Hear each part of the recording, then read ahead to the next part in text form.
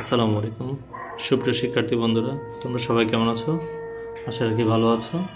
আজকে আমি English second পেপারের গ্রামার দিক থেকে একটি গ্রামার নিয়ে আসলাম। সেটা হচ্ছে ইনফিনিটিভ ভার্ব। ইনফিনিটিভ ভার্বের আমি এর আগে আরেকটি ক্লাস করিয়েছি, আরেকটি পার্ট ছিল।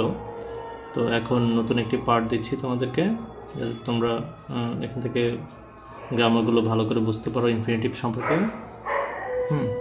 তো আমি শুরু করছি। বিসমিল্লাহির রহমানির রহিম।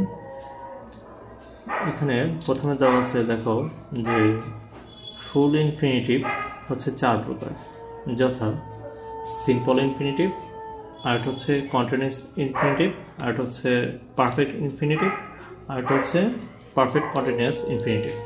তো প্রথমে আমি যেটা বলবো, যেটার উপর আলোচনা করবো, সেটা হচ্ছে সিম্পল ইনফিনিটিভ। তো আমরা অনেকেই, তোমাদের মধ্যে অনেকেই, যে সিম্পল ইনফিনিটিভের প্যাসিভগুলো যখন আসছে, ভয়েস চেঞ্জগুলো যখন আসে, তখন তোমরা পারো না। যখন সিম্পল ইনফিনিটিভে অ্যাক্টিভে তোমাদের টু ডু দেওয়া থাকবে, তখন তোমাকে এটাকে চেঞ্জ করে ফেলতে হবে টু বি ডান দিয়ে চেঞ্জ করে ফেলতে হবে। তারপরে তোমাকে চেঞ্জ করতে হবে কন্টিনিউয়াস ইনফিনিটিভ।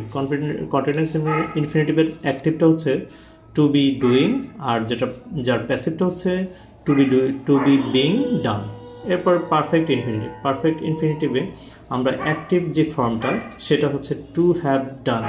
তো এটা প্যাসিভ এর রূপটা হচ্ছে টু হ্যাভ বিন ডান। এরপর আমরা পারফেক্ট কন্টিনিউয়াসটা দেখব।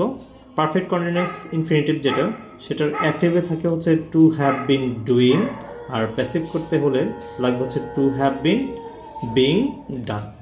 সো তোমরা নিশ্চয় টেন্সের যে বিষয়টা, সেটাকে যদি একটু মাথায় রাখো, তাহলেই আমার মনে হয় এই জিনিসটা একটু ক্লিয়ার হয়ে যাবে।